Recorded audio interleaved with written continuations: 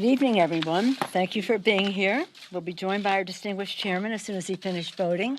I will begin by talking about how pleased I am with the work that our members did during the break. As I say all the time, we are legislating, we are investigating, and we are litigating. On the legislative front, we had a very great drumbeat across America for H.R. 3, our legislation to bring down the cost of prescription drugs now. Members had town hall meetings, press conferences, and the rest to listen to people's concerns, to share what we intended to do. And now that we're back this week, two committees, Education and Labor, under Bobby Scott's leadership, will be marking up H.R. 3. Energy and Commerce, under Chairman Frank Pallone, will be marking up H.R. 3. And Mr. Ways and Means Committee, Chairman Neal will be having a hearing on the bill this week and marking it up next week. So we're really going down a path of passing legislation that will be transformative in the lives of the American people for what it will save them and what it will save the taxpayer as well. It might be interesting to you know that in the course of this past week or so, the Congressional Budget Office reported that H.R. 3 will save taxpayers $345 billion on the Medicare Part D piece alone, and that it will and the Office of the Actuary reported that drug negotiations and Medicare inflation rebates will save households $158 billion and private businesses $48 billion from between 2020 and 2029. So we're very, very proud of the savings that it will be for people in their individual lives, for businesses, and for the taxpayer. It's how we spend that money. Some of it will be used for reinvesting into benefits, making that Medicare a more substantial benefit. Some of it will be for innovation and research at the National Institutes of Health. Some will be for, as I said, about more benefits, whether it's dental, vision, hearing, whatever. With Medicare, I mentioned that, but there are other considerations as well. The committees, as they mark up the bill, will make those proposals. The amendment process on the floor will take us to another point, and what are there other ways that we may want to invest some of that money for the benefit of America's working families and for innovation and research. Earlier today, some of you were with us when we had the announcement of Chairman Bobby Scott's College Affordability Act, strong legislation to make higher education more affordable, expanding opportunity, improving access to quality education. This week, as all through the break and continuing this week, we've been working on the U.S.-Mexico-Canada trade agreement. We hope to be on a path to yes. We're still waiting for assurances about enforceability in it, because you can have all the good provisions in the world, but if you can't enforce them, you're just having a conversation. And there's some of the same concerns we have about the U.S.-China relationship. Are they really going to honor any commitments that they make? Buying farm products, that's good, but what about the other considerations that hurt America's manufacturing base and the rest? So we'll see what that is. It seems to me it was a small bill. In terms of guns, again, as I said to some of you earlier, this is a bullet. I was in Florida it was all over the country, but when I was in Florida, I received this from Frederica Wilson, my colleague. Bracelets are made with bullets in the color orange, which is the color of gun violence protection. This told the president, we're not going away until we get this background check bill passed. But it is just among the other for the people agenda legislation that we have. So legislate, investigate. Mr. Schiff, Mr. Chairman, will be here shortly. He'll report on some of that. I just want to say how proud I am of him and the members of the Intelligence Committee for being here over the break, for the valuable legislation investigations that they have done. And again, you'll hear from him momentarily. In terms of litigation, we have been very successful in the courts. Last Friday, we won 5 decisions in our favor in terms of Congress's authority under the Constitution. And today, another decision came down in our favor in relationship to emoluments. You probably have that information on your phones.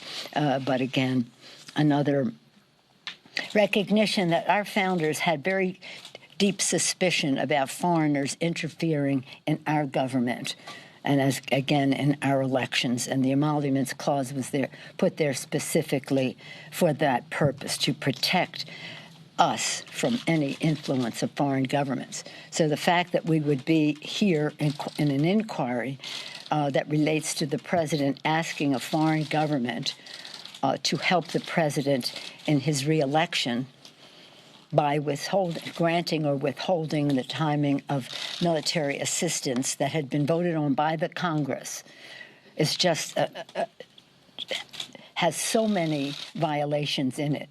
It undermines our national security. We were sending that military assistance because of Ukraine needing that vis-a-vis Russia. All roads seem to lead to Putin with the president, though, isn't it so? And then when we talk about undermining the integrity of our elections, that's wrong. And when you're talking about violating the president's oath of office to protect, defend, and preserve the Constitution of the United States to the best of his ability, that's the presidential oath, to the best of his ability. Well, we go with that. In any event, the rulings were that we won last week were 3 of them against the president's hateful public charge rule from taking effect, a ruling against the president's sham national emergency declaration to build his wasteful border wall, a ruling in the Mazars case, which was led by Chairman Cummings, Oversight Committee, that reaffirms Congress's authority and responsibility to conduct oversight and consider legislation on behalf of the American people. And the court ruled the following in that case. Contrary to the president's arguments, the committee possesses authority under both the House rules and the Constitution to issue the subpoena, and Mazars must comply. So again, 5 victories on Friday, 1 today in terms of emoluments, but that just happened. We just had a meeting with our caucus to be brought up to date on where we are on our legislative agenda. As I mentioned, we're legislating, we're litigating, we're investigating, and leading that for us is our very distinguished chair of the Intelligence Committee, Mr. Schiff, who's just completed voting and will join us here. Speaker doesn't vote unless it's a tie, so I have that leverage. Unless you have any questions about our legislative agenda. Can you address the Turkey sanctions bill? The which one? You spoke to Senator Graham about a Turkey sanctions bill to deter them from the Syrian invasion. You had a statement of Leader Schumer saying... Yeah, we spoke about some sanctions bills and also about having legislation, a joint resolution, House, Senate, bipartisan, to oppose the president's decision about Syria. Hopefully, we'll take some of that up this week, and Mr. Elliot Engel is leading the way for us under the Foreign Affairs Committee. I'm hopeful that I think Senator Graham kind of fell back a little bit. I don't know. His language got a little weaker. I don't know what happened with the White House, but hopefully he's still where he was in the conversation that we had, is that we would have a bipartisan bill to oppose the president's decision, terribly dangerous decision, and that we would have legislation with strong sanctions in it against Turkey. The president gave the green light to Turkey to go in and commit this humanitarian disaster onto the Kurds, making us an untrustworthy ally, and then had a wet noodle for his sanctions, which just were not up to the task. So that's where we are. Excuse me, Mr. Chairman. Thank you, Madam Speaker. I wanted to give you a brief update on the investigation. In the last couple of weeks, I think we've made dramatic progress in answering some of the questions surrounding that July telephone call between President Trump and President Zelensky, in which the President of the United States sought to coerce a vulnerable ally into conducting, I think, what can best be described as sham investigations involving his opponent and involving a debunked conspiracy theory about the 2016 election. We have learned that call was not in isolation. There was a great deal of preparatory work that was done before the call. There was a lot of follow-up work that was done after the call. And We have learned much of this thanks to the courageous testimony of State Department officials who have been put in an impossible situation by the administration, and that is urged not to comply with the law, urged not to comply with a lawful subpoena by the U.S. Congress, and they are doing their duty. And people should make no mistake about that. They are doing exactly what they are required to do.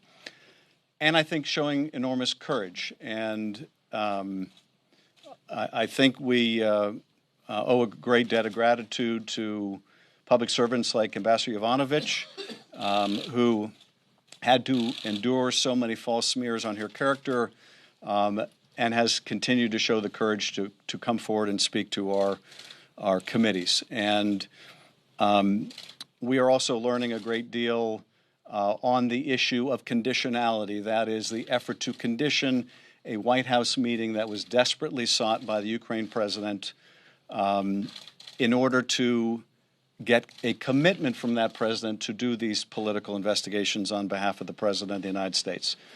So we're learning a lot about the conditionality of that meeting, and I want to underscore just how important that meeting was for Ukraine. It is, I think, at the very top ask of most countries to have a meeting with the President of the United States, but this is most particularly true for a country that has been invaded by its neighbor, Russia, that is in the midst of still a very hot conflict that is dependent on us economically, politically, diplomatically, militarily, to show that the new president had a good relationship with the President of the United States.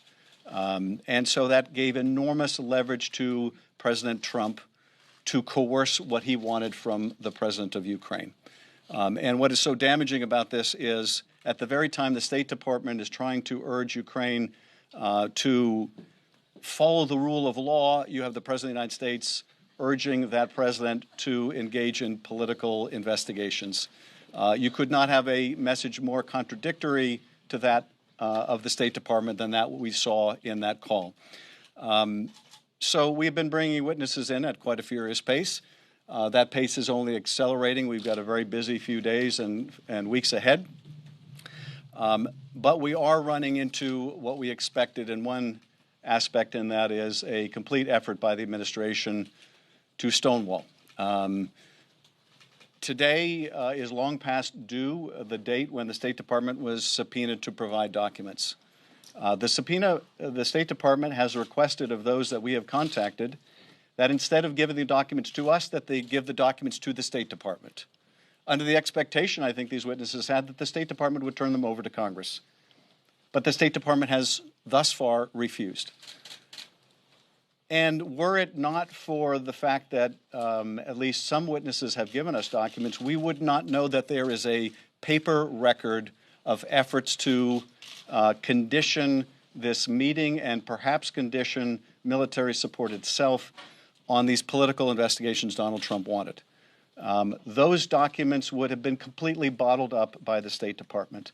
We know from the witnesses who have come forward that there are additional documents that they have provided the State Department that have not been given to Congress.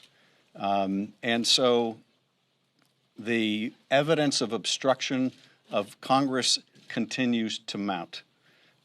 Today was the deadline for the Office of Management and Budget and the deadline for the Pentagon to provide us documents. The Secretary of Defense on Sunday stated that he would comply with the congressional subpoenas.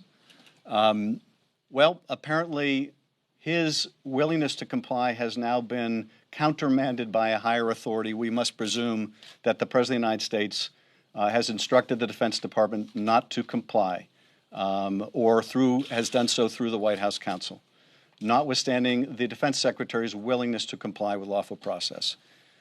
The Office of Management and Budget had a pivotal role in the suspension of that Ukraine military assistance. They refused to provide the documents that would give evidence as to why that was being done. And so the case for obstruction of Congress continues to build. But even as that case for obstruction continues to build, we are nonetheless continuing to get good and important information from these courageous witnesses. And I'd be happy to respond to a couple of questions. Mr. Schiff, and I'd like to hear from the Speaker as well on this vote. Why you find it important to keep this portion of the inquiry happening behind closed doors? And at what point will you bring the American people into this process? At what point will you show them your work product? Yeah. Well, that's a very important question, and I think people need to understand the fundamental difference between where we are today with the Ukraine investigation and how the Russia investigation was conducted, how the Watergate investigation and how the Clinton investigation were conducted. In each of those cases, there were either independent counsels or special prosecutors doing the investigation, doing the initial investigative work, and that was all done behind closed doors. And it was done behind closed doors for a reason by those special counsel, and that is there is a profound investigative, not only interest, but need to make sure that one witness does not have an opportunity to read another witness's testimony and either hide the truth or color the truth or know just how much they can give and how much they can conceal. I'm sure the president would like nothing better than to have witnesses have the advantage of what others are saying. But there are reasons why Special Counsel Mueller did his investigation before a grand jury and not in public sight. There are reasons why the Watergate and Clinton special counsels did their investigation in like manner. There is no special counsel investigation going on of the president's misconduct vis-a-vis Ukraine. None. Congress has to do it. And the reason there is none is because Bill Barr's Justice Department, when a referral was made to the Justice Department, said, there's nothing to see here. And we don't even want to look, because the fundamental attitude of the Attorney General is the president is above the law. Well, the president is not above the law, but it has forced the Congress to do the initial investigative work that normally a special counsel would do. So there are good and sound reasons. Now, I should tell you that notwithstanding those good and sound reasons, at each of these committee interviews and depositions, and when we get to open hearings, and we will get to open hearings, the Republicans are completely represented. All of the members of these three committees have been invited to attend and participate and ask questions. Their staff have been invited to ask questions. And indeed, we have been alternating 1 hour for the majority, 1 hour for the minority, 45 minutes for the majority, 45 minutes for the minority.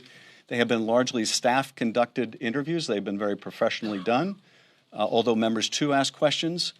And we go until the questions are exhausted. So they get to ask whatever questions they want in a process in which they have every bit as much opportunity as the majority to ask questions.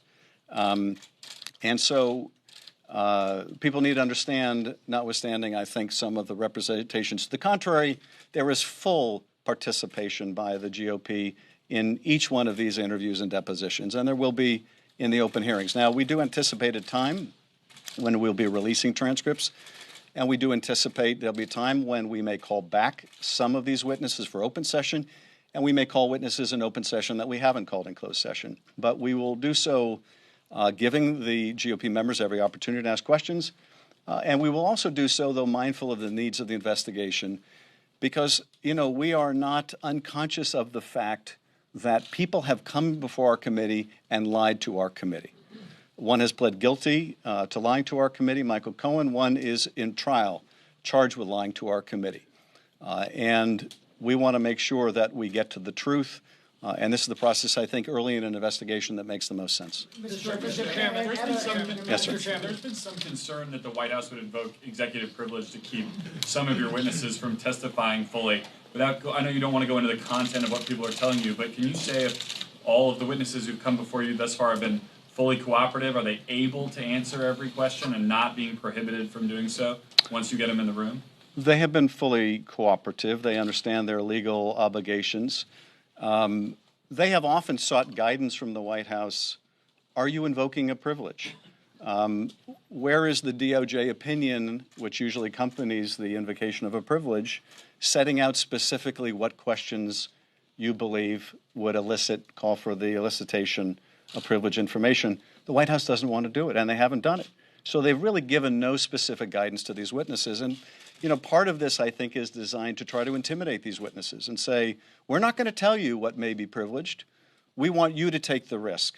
It's a way of trying to chill them from cooperating. Now, it's not working, but I think that's the goal. And, we have seen a White House counsel take the unprecedented position that not only is a direct conversation with the president privileged, but even a conversation with Donald Trump when he wasn't president is privileged, according to this White House counsel. Even a conversation with someone who never worked for the president is privileged, or could be, according to White House counsel. Even a conversation in which two people, neither of them are the president, may be privileged. I mean, it's unrecognizable. Our conversation may be privileged, according to the White House counsel. I hope not, too. But it goes to show the legally insupportable position of the White House. And indeed, you see this now reflected in court decision after court decision after court decision, where judges have said the administration's legal arguments hold no water. But what they are succeeding in doing is building a case involving obstruction of Congress. Mr. Chairman, The White House says it's not cooperating in part because there hasn't been a vote to formalize this impeachment inquiry. Why not hold the vote and call the White House bluff? Well, I'll let the Speaker respond to that, but, I think the Constitution is very clear. The House will have the sole power of impeachment, and there is no court that's going to find otherwise. And I think the Republicans know it, but they don't want to discuss the president's conduct. They would much rather discuss process, because they can't defend the president's conduct. And every time they're asked, you see just how difficult, how indeed impossible it is to justify the unjustifiable. As the distinguished chairman said, there's no requirement that we have a vote. And so at this time, we will not be having a vote. And I'm very pleased with the thoughtfulness of our caucus in terms of being supportive of the path that we are on, in terms of fairness, in terms of seeking the truth, in terms of upholding the Constitution of the United States. Thank you, Mr. If Chairman. I can follow up on that point, that's a very key point, though. And as the chairman says, the Constitution, Article 1, Section 2 and 3 are clear about what bodies have power Right. of impeachment here. But that said, when you hear from your caucus, we're not ready to have a vote yet, why not call the administration's bluff and say... Why? Because we're not here to call bluffs. We're here to find the truth, to uphold the Constitution of the United States. This is not a game for us. This is deadly serious. And we're on a path that is taking us to a path to truth and a timetable that respects our Constitution. I'll remind you that this news broke on September 17th, Constitution Day. Constitution Day, the day our Constitution was adopted in 1787. It broke that the president had violated his oath of office to protect, defend, and preserve the Constitution of the United States to the best of his ability. So we are honoring our responsibilities. We are honoring the Constitution. That's not what they're doing. Are you concerned about them trying to... I'm not concerned about anything. They can't, they have no substance. They can't defend the president, so they're going to process. We're not going there. Thank you all very much. Are you proud of his opening statement that he gave where he fabricated